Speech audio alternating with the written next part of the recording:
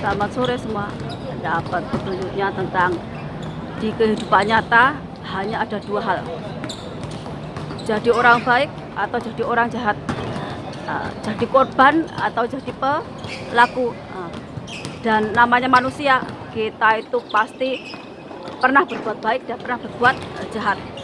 Tapi yang dominan, yang paling mana yang selalu kita kerjakan, berbuat kejahatan ataupun berbuat kebaikan, itu akan tergantung dari pribadi kita masing-masing, mana yang lebih sering kita kerjakan. Kalau perbuatan yang baik yang sering kita lakukan, berarti kita energinya positifnya lebih kuat. Jadi kita itu bisa ibaratnya mengendalikan kelakuan kita, cara berpikir kita, ataupun hal-hal yang jelek lainnya. Sedangkan jadi korban atau jadi pelaku, kita itu pasti pernah mengalaminya.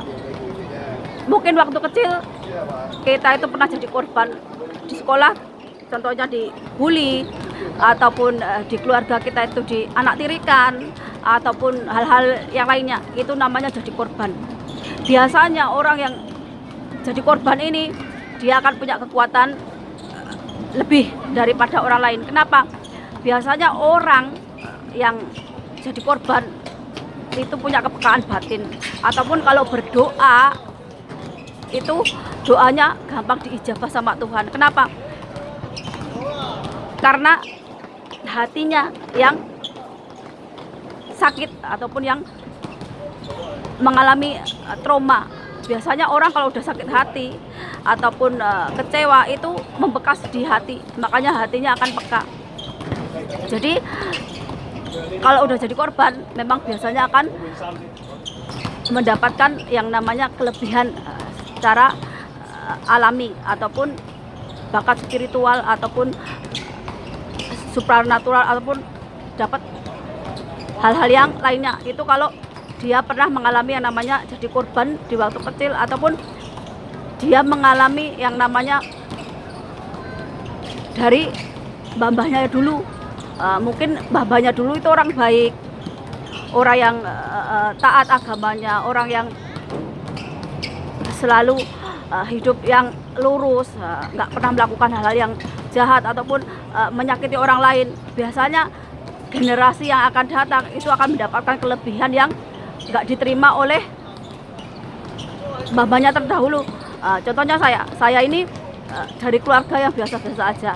Kalau dilihat ya, keluarga saya nggak ada yang mendalami spiritual ataupun rohani atau pengembangan jiwa, ataupun masuk ke dunia politik ataupun sosial. Mereka lebih ke biasa-biasa aja. Tapi mungkin karena mbah-mbah ataupun ibu saya, mereka orang yang lurus-lurus saja, jadinya anugerah itu dikasihkan ke saya ataupun yang lainnya.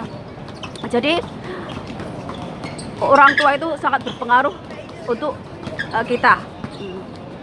Jadi kalau orang tua suka bertengkar, suka kekerasan, suka mukul, anak-anaknya juga akan mengikuti seperti itu. Tapi kalau orang tuanya baik, seperti ibunya yang sabar, taat agamanya, ya anaknya akan mewarisi seperti itu. Jadi karena saya orang Jawa nih, lebih ke ketuhanan yang Maha Esa. Jadi kalau misalnya ada orang nih bilang mbah saya masuk neraka, ataupun ibu saya masuk neraka hanya karena agamanya Islam tapi nggak kotok ataupun biasa-biasa aja, ya saya nggak akan terima. Kenapa? Karena pengorbanan mereka itu yang nggak bisa digantikan dengan uang ataupun harta. Mereka ibaratnya menerima takdirnya. Kayak ibu saya itu cuman punya penglihatan satu, tapi dia orang yang tawakal, dia orang yang sabar, nerimo ing pandum. Itu yang mengantarkan beliau itu ke surga. Ataupun walaupun dia itu nggak sebahagia, nggak semewah saudara-saudaranya, tapi ibu saya itu biasa-biasa aja. Ya nggak gersulo, ya nggak melakukan hal yang jelek. Itu kenapa Tuhan itu sayang banget sama ibu saya, dan saya juga nggak bakalan terima kalau terus ada orang yang entah karena di agamanya Islam, Kristen atau agamanya yang lain terus bilang bahwa oh orang Jawa atau kayak nenek moyang saya ini nggak jelas agamanya, ataupun musyrik, kafir dan sebagainya. Saya nggak akan terima. Kenapa? Karena saya udah mengalami sendiri. Saya orang Jawa, walaupun saya itu agamanya nggak seagamis orang lain, bukan berarti saya itu nggak kenal Tuhan, bukan berarti saya itu nggak taat dalam ibadah, bukan berarti saya itu nggak melakukan hal-hal yang baik. Ini bahwa walaupun saya perempuan, yang mungkin sebagian orang menganggap oh derajatnya di bawah laki-laki, tapi perjalanan hidup akan mengantarkan kita itu ke hal-hal yang lebih tinggi lagi. Jadi nggak ada pembatasan gender, dan saya ini sebagai saksi atau pembuktian bahwa yang mungkin di zaman dulu perempuan itu diremehkan, saya bangkit melawan hal-hal yang seperti itu, atau pemikiran kolot. Kalau orang miskin identik dengan kebodohan, dengan kotor, dengan hal-hal yang jelek lainnya, saya nggak terima itu. Saya terlahir dari orang yang biasa, tapi saya nggak mau dibilang bodoh, dan saya nggak mau dibilang nggak punya pengalaman hidup. Saya bisa jadi tokoh agama, saya juga bisa jadi ahli politik. Itu bahwa saya membuktikan sendiri.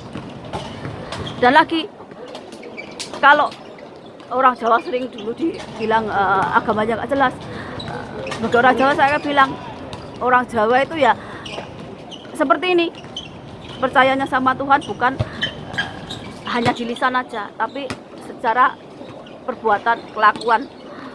Jadi kita ini nih, orang Jawa itu pernah mengalami kayak saya ini, dulu itu korban tapi juga jadi pelaku. Kebanyakannya seperti itu, rata-rata orang itu jadi korban terus jadi pelaku. Nih, kalau kalian itu sering dibully, sering dihina, direndahkan, berarti jadi korban. Tapi kalau kalian yang suka membuli, suka jahatin orang, suka menzalimi orang, berarti kalian jadi pelaku. Dan kalau udah jadi pelaku, karmanya pasti jelek. Ini jadi di dunia ini cuma ada dua hal semuanya, antara jadi pelaku atau korban. Kalau kamu jadi korban, secara otomatis kamu itu akan lebih dekat sama Tuhan secara batin. Kenapa? Karena kalau kamu mengalami yang namanya bullying, penderitaan, ataupun hal-hal yang jelek lainnya, belum tentu orang lain itu akan nolongin kamu. Harapan kamu cuma apa? Tuhan. Ini kita mengenal agama bukan dari teori ataupun dari hal-hal yang karut, tapi saya lebih suka belajar agama pakai logika juga perasaan, jadi nyambung antara yang diajarkan Tuhan sama kehidupan kita sehari-hari. Ini kita mau jadi orang baik atau orang jahat, kita mau jadi korban ataupun pelaku, ini semua akan kembali ke diri kita masing-masing.